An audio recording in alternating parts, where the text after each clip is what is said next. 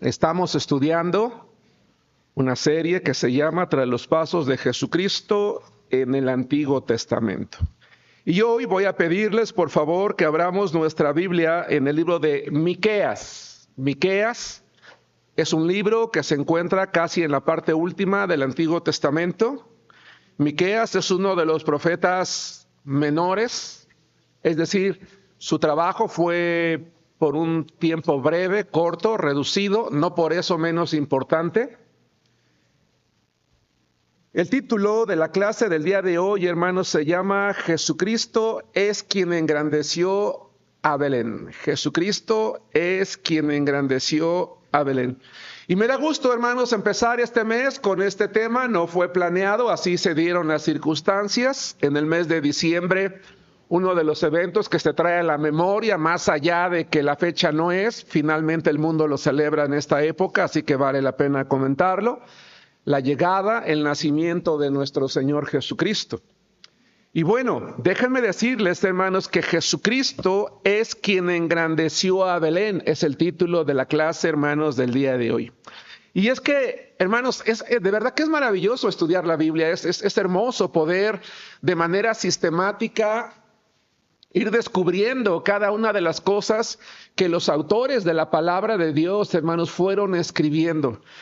Permítame decir una frase que aunque sé que está equivocada, quiero a propósito usarla y decirles por qué. Cuando nosotros leemos la Biblia, es tan bello, es tan hermoso poder avanzar de manera sistemática que cada cosa que los profetas decían es como si alguien se las estuviera diciendo. Es como si alguien quisiera establecer un orden claro, definido, sencillo, a efecto de que el mundo de aquella época, particularmente el pueblo de Israel, entendiera que alguien estaba trazando un plan. Y claro que sí había alguien diciéndolo, era Dios. ¿Sí me explicó?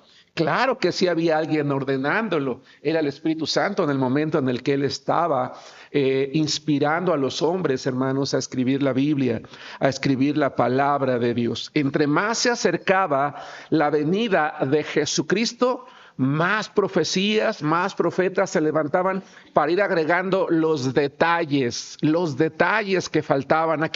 No quedó ningún hueco, no quedó nada tenía que quedar a la deriva, ninguna duda tenía que quedar en la mente del ser humano. Lamentablemente terminó ocurriendo así, pero no porque Dios se equivocó en dar detalles, sino porque los hombres no entendieron los detalles, ¿verdad?, respecto a la persona del Señor Jesucristo. Y hoy vamos a hablar de un hombre extraordinario, hermanos, llamado Miqueas. Miqueas capítulo 5, versículo 2.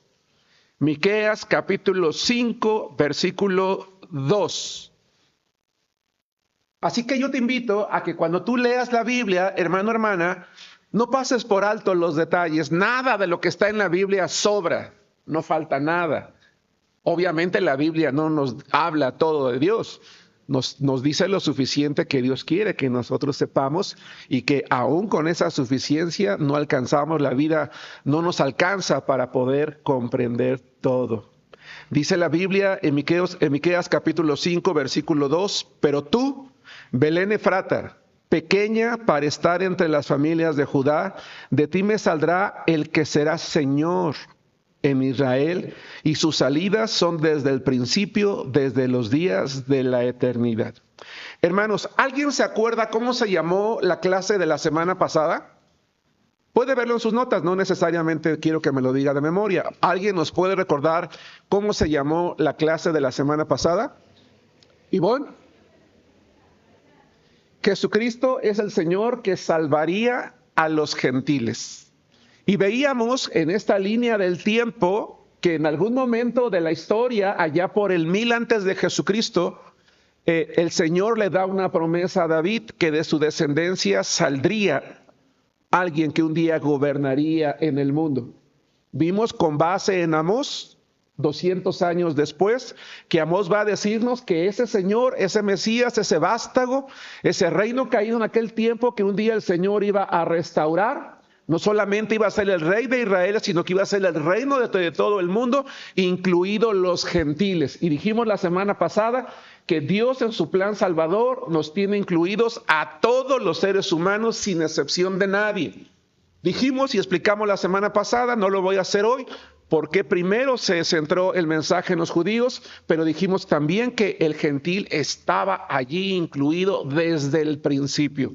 Hoy vamos a aprender cosas hermosas con base en el profeta Miqueas.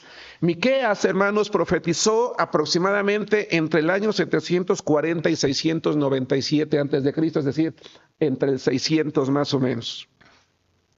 Este hombre, hermanos, profetizó en el reino del sur, durante la época de 3 reyes, Jotam, Acaz y Ezequías, reyes de Judá. Este hombre llamado Miqueas vivía muy cerca, hermanos, de Belén, como a unos 30 kilómetros aproximadamente. Pero, ¿qué era Belén? ¿Quién era Belén en aquel entonces? Incluso en la época de Jesucristo.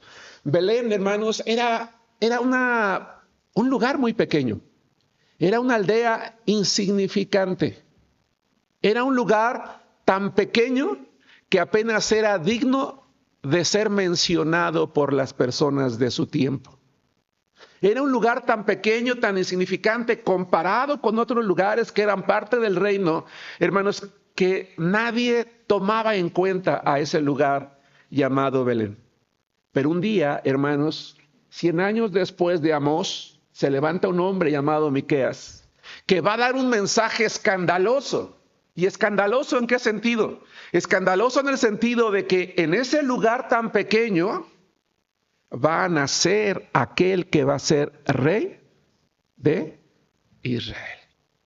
Va a decir que Dios ha tomado la decisión, hoy voy a hablar de decisión tanto en la clase como en la predicación, que Dios ha tomado la decisión de que en ese lugar tan pequeño y tan insignificante, con poca importancia a los ojos de los demás, donde por cierto también había nacido David, uno de los más grandes reyes de Israel, nacería también su descendiente, hermanos, aquel que un día sería rey por siempre y para siempre.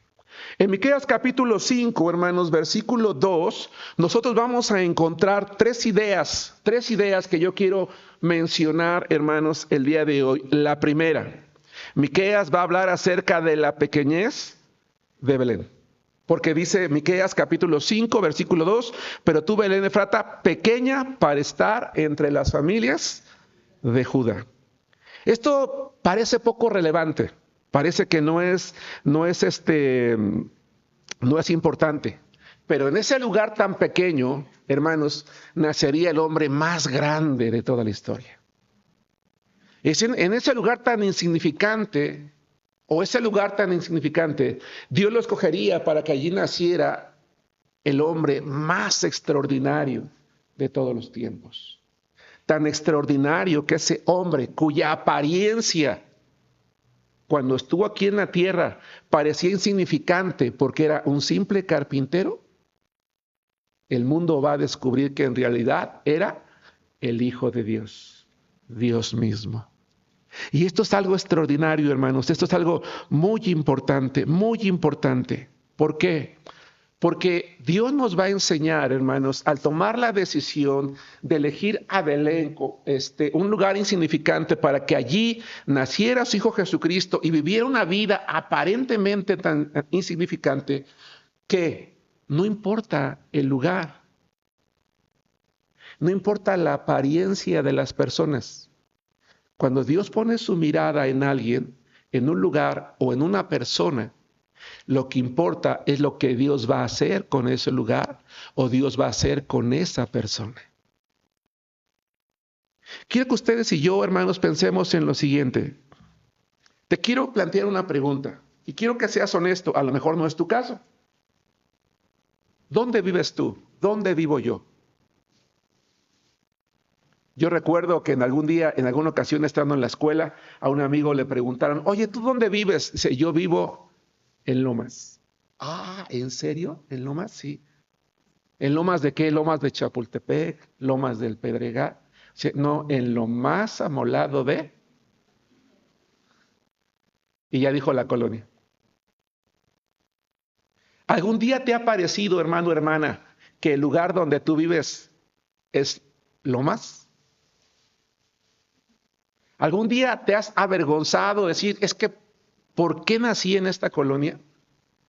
¿Por qué nací en esta familia? ¿Por qué tengo esta apariencia?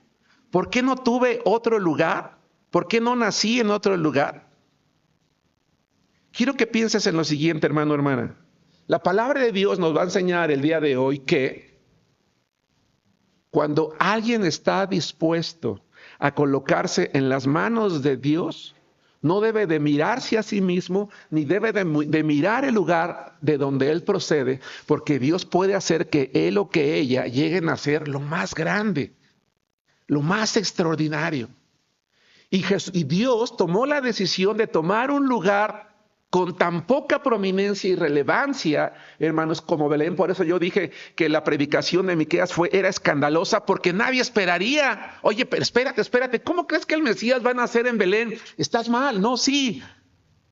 Porque lo que Dios va a demostrar es que aún lo más insignificante, hermanos, es importante para Dios. Así que tú y yo, hermano, hermana, somos relevantes e importantes para Dios. No importa dónde vivimos, dónde nacimos, qué condición tenemos, qué nivel cultural, económico, etcétera, etcétera, tenemos. Dios puede mirarnos a cada uno de nosotros, mujeres u hombres, ¿sí? Para quizás un día usarnos en sus manos para su gloria. Ciertamente Jesús es Dios, pero también era hombre. Por eso dije, el más grande hombre de toda la historia. De toda la humanidad van a ser, hermanos, en ese lugar pequeño.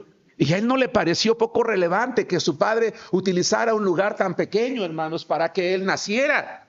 No, porque él sabía la obra y el propósito para el cual había venido a este mundo. ¿Me explico? De tal manera que a ti y a mí no debe de importarnos el lugar donde nacimos y mucho menos avergonzarnos a qué familia pertenecemos, hermanos. Si estamos dispuestos a permitir que Dios cumpla sus propósitos en nuestra vida. ¿Sí nos damos cuenta? Si estamos dispuestos a permitir que Dios cumpla sus propósitos en nuestra vida.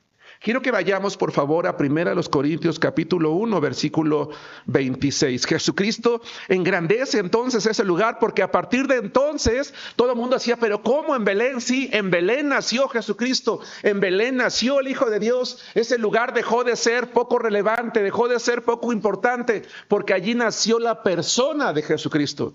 Y tu familia, hermano, un día puede ser una familia relevante, porque tú o yo nos ponemos en las manos de Dios, permitimos que Él cumpla su propósito en nuestra vida y entonces tu familia va a ser una familia relevante. A lo mejor tú estás puesto en esa familia para engrandecer el nombre de tu familia, para engrandecer el apellido de tus padres. Jóvenes, señoritas, qué bueno que hoy, y no porque me dé gozo que el hermano no haya venido, me gozo que esté aquí, pero qué bueno que estás escuchando la clase. Sé tú ese miembro de la familia que haga que tu familia sea engrandecida.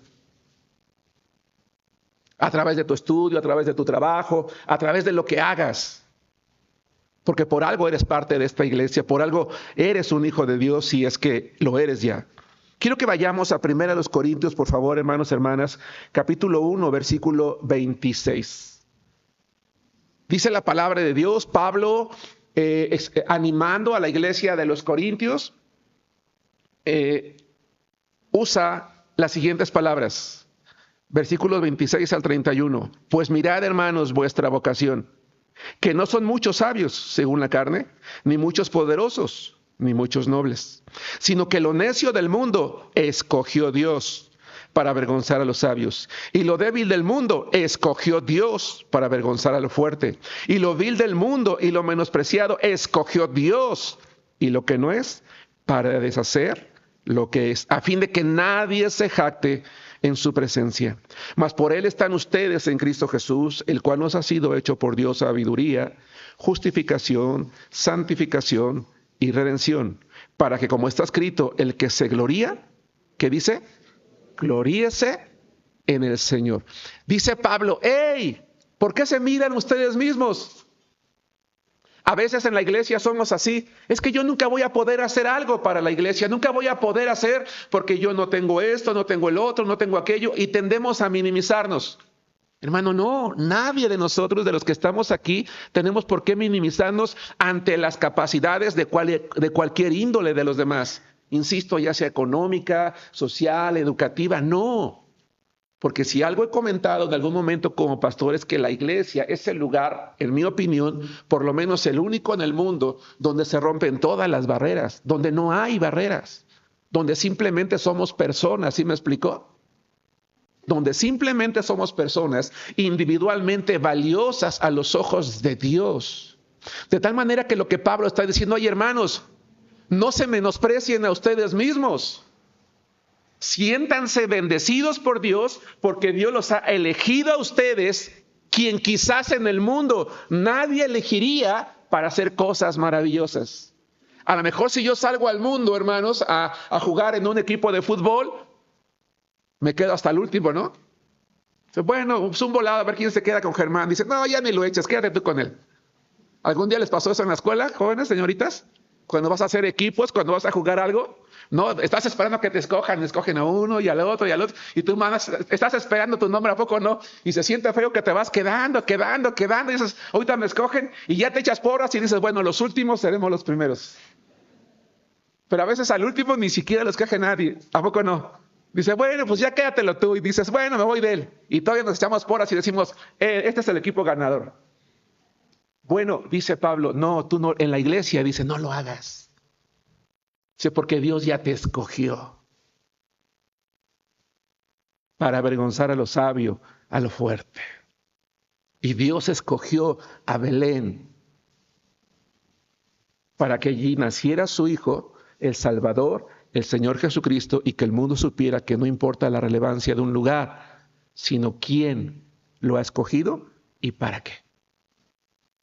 ¿Nos damos cuenta? Yo quiero que tú pienses algo. ¿Para qué te trajo Dios a esta iglesia, hermano? ¿Por qué eres parte de nuestra iglesia?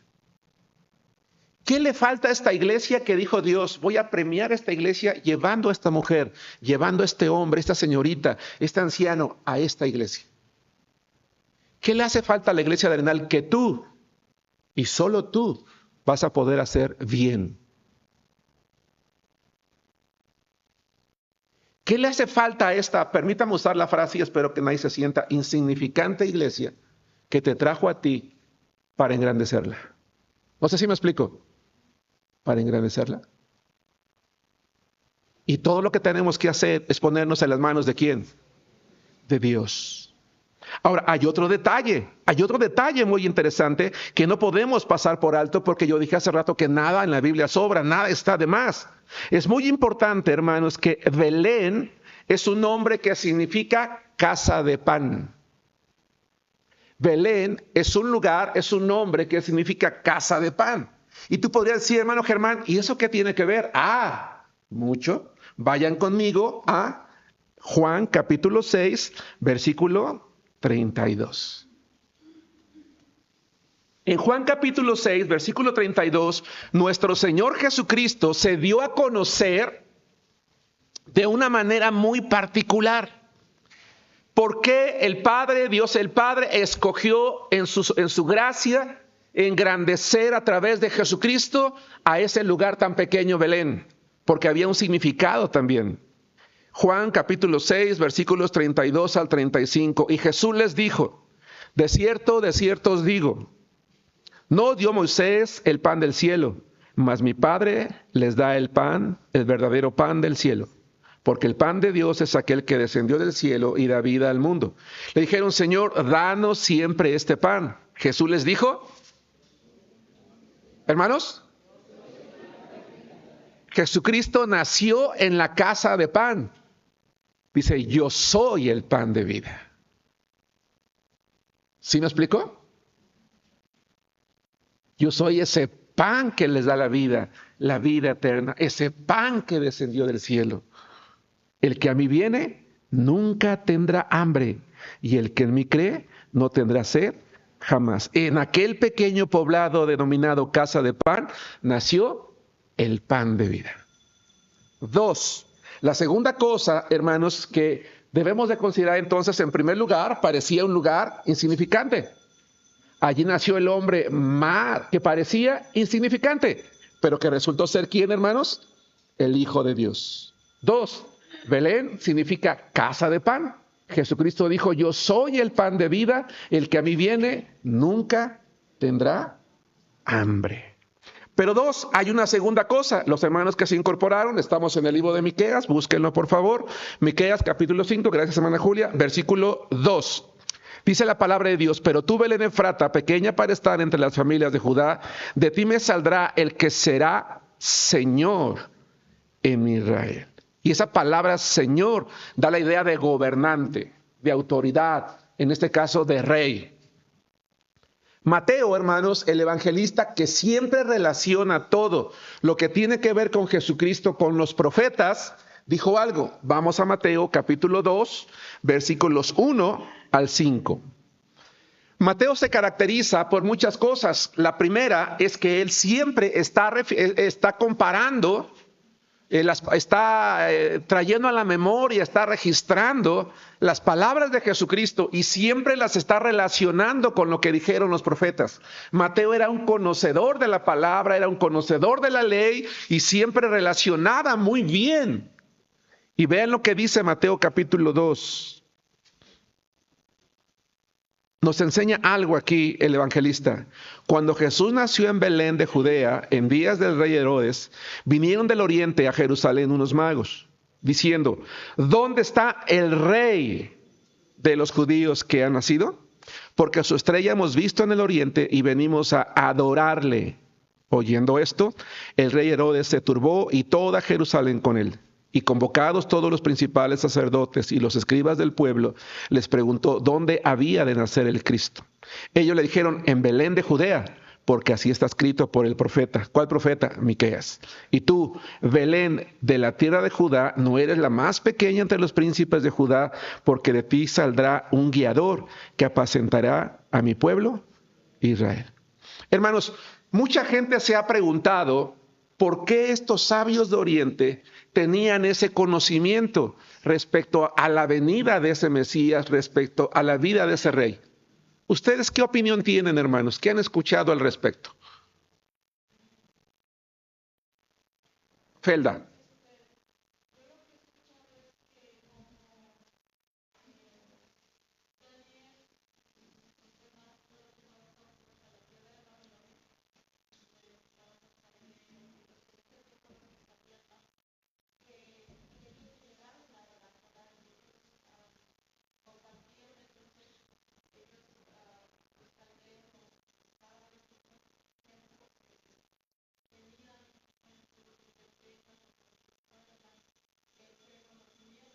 Uh-huh.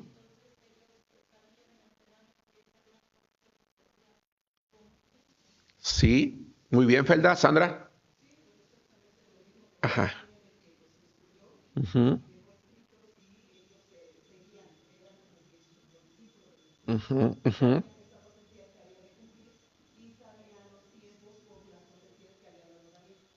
Recordemos, hermanos, que no eran ni Melchor, ni Gaspar, ni Baltasar. Entonces no esperen que lleguen el 24, por favor, chicos. Espero no causarles un trauma, pero los santos reyes no existen.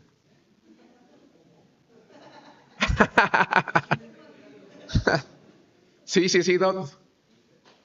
Ahora te va a decir, pastor, mi hijo, tuve que llevar a mi hijo al psicólogo porque tiene 25 y no sabía por qué se lo dijo tan crudamente.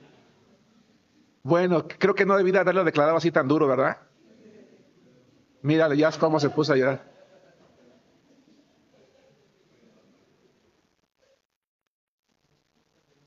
Esos sabios, hermanos, la palabra sabio se traduce como una persona conocedora de. Esos sabios, esos estudiosos de las estrellas, de la cultura, esa gente inteligente, efectivamente se cree, porque no hay una certeza al respecto, se cree que, como ya comentó tanto Felda como Sandra, ¿verdad, René? Que dado que el pueblo de Israel estuvo cautivo durante muchos años, ellos compartieron precisamente su fe, su fidelidad, su confianza. El hecho de que un día vendría un Mesías. Ahora bien, esos sabios de Oriente, comparados con los sabios de Israel, ¿qué hicieron con las palabras que aquellos antiguos judíos les dijeron? Hermana Sandra, las creyeron. Allí está la clave. Las creyeron.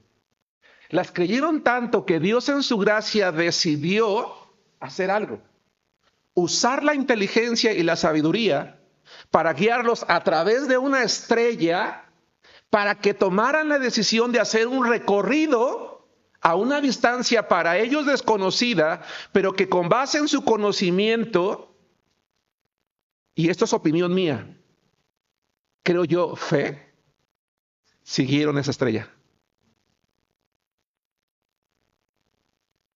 Y llegaron hasta donde estaba esa estrella. Y cuando llegó, no preguntaron por cualquier persona.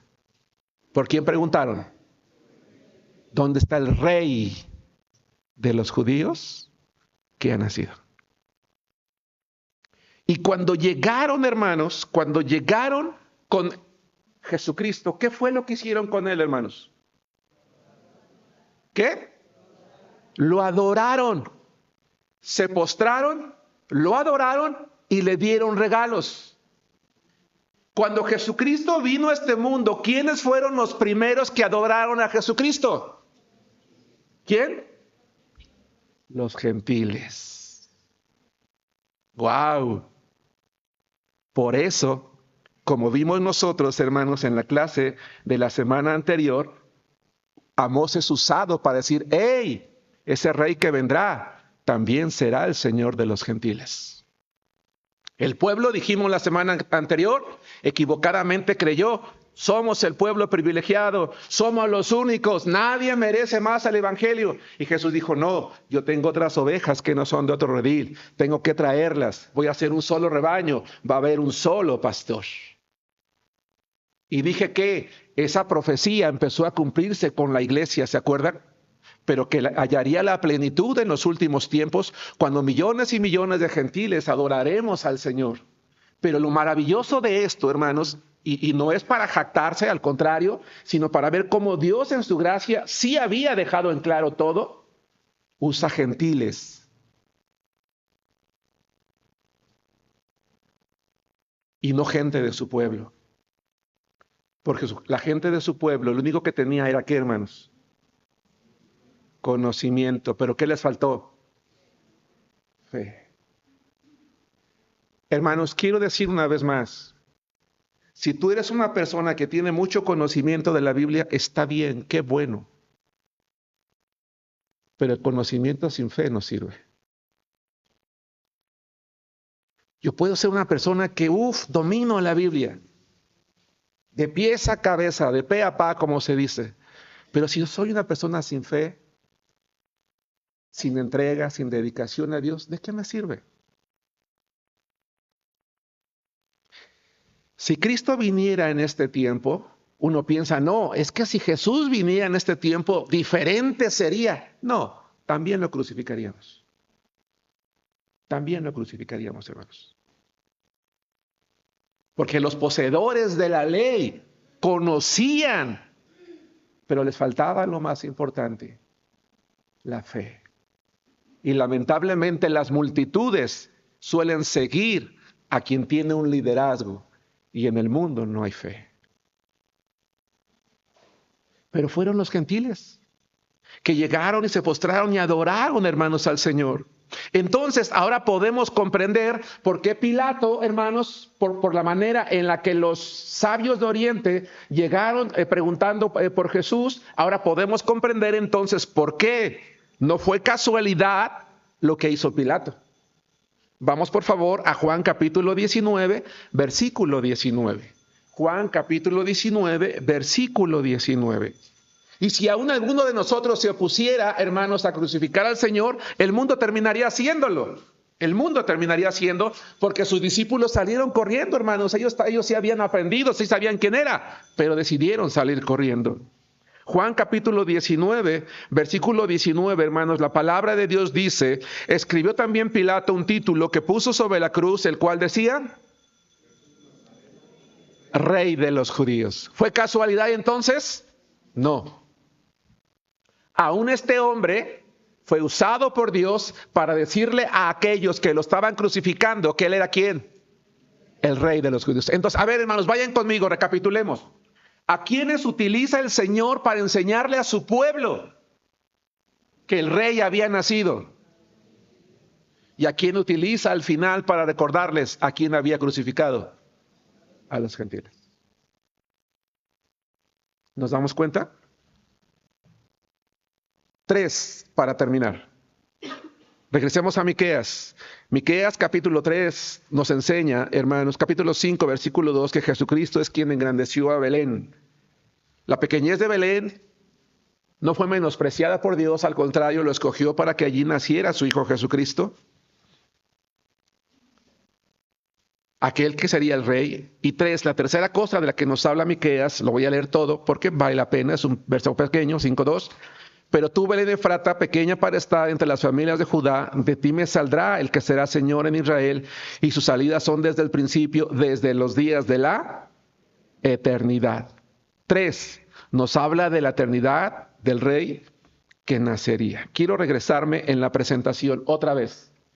¿Qué se le prometió a David en 2 de Samuel 7:2, hermanos? ¿Que su reino, Daniel, iba a perdurar cuánto? Eternamente, hermano Alberto, para siempre. Y si ese reino iba a perdurar eternamente y para siempre, ¿qué se necesitaba o qué se necesita? Un rey eterno. Y es Miqueas el que nos dice que ese rey que van a ser es eterno. Amós nos dice que es ese rey que va a gobernar, pero Miqueas nos dice que es eterno. Porque dice, los días, su origen es desde el principio, desde la eternidad. Sus salidas son desde el principio, desde los días de la eternidad.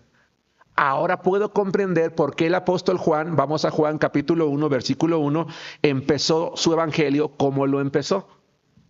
Por eso yo les decía que cuando leemos la Biblia parece que alguien nos está guiando. Claro que sí es alguien, es Dios, es el Espíritu Santo. Los evangelistas, si bien Dios no les dictó, sino que usó su sabiduría, su inteligencia, hermanos, para escribir, los guió de tal manera que ellos supieron incluso cómo empezar. A ver, hermanos, ¿a quién está dirigido el Evangelio de Juan? ¿A quién? A todo el mundo. ¿Y cómo presenta Juan a Jesús? Como Dios. Eso es importante. Mateo está dirigido a los judíos y presenta a Jesús como rey. Hermanos, Juan está dirigido a todo el mundo y presenta a Jesús como Dios. Juan, a diferencia de los evangelios sinópticos, es decir, Mateo, Marcos y Lucas, no se preocupa en dar detalles de sus 33 años de vida o de todo su ministerio. El 80-90% del contenido del evangelio se centra en la última semana del ministerio de Jesucristo. Y él lo primero que nos va a decir en Juan capítulo 1, versículo 1, dice, en el principio, aquel de quien se había hablado mucho, ya existía. Y ese que ya existía estaba con Dios porque él era Dios. O como dice aquí, en el principio era el verbo y el verbo era con Dios y el verbo era Dios. ¿Por qué Juan empieza, hermanos, su evangelio así? Diciéndonos que aquel de quien va a escribir en su evangelio es Dios. Porque Miqueas lo que nos está diciendo es que ese rey que vendrá, que es desde la eternidad, es el Mesías, es Emmanuel, es Dios entre nosotros, es Dios hecho hombre. Por eso es eterno. Antes de que todo comenzara, dice Juan, él ya existía. Aquel verbo, dice Juan, se hizo hombre. Y por eso Pablo, estoy por terminar, en Romanos capítulo 9, versículo 5, dice lo siguiente. Estoy por terminar, hermanos. La clase de hoy no es muy larga. Romanos capítulo 9, versículo 5. Dios, hermanos, escogió a Belén para que allí naciera su Hijo Jesucristo. Y Él sigue escogiendo lugares insignificantes, personas insignificantes, para poder hacer grandes cosas, hermanos, para su gloria. Pero todo depende de cuánto nosotros estamos dispuestos a ser usados en sus manos. Y ya para terminar la clase de hoy, Romanos capítulo 9, versículo 5 dice, de quienes son los patriarcas y de los cuales según la carne vino Cristo. Lean conmigo, el cual es Dios.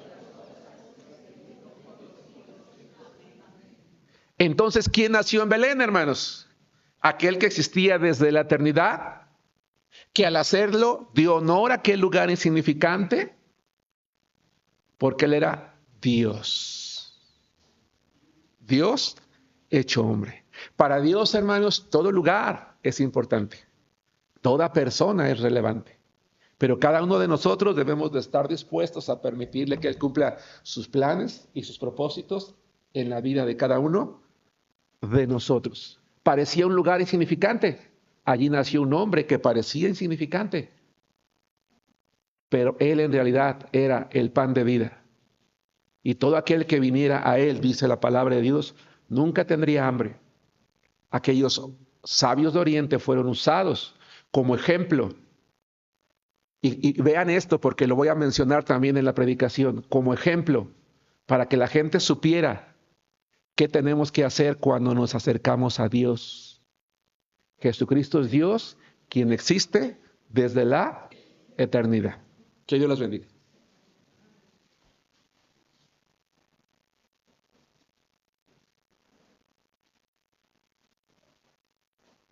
Pueden ponerse de pie, hermanos, vamos a entonar un canto.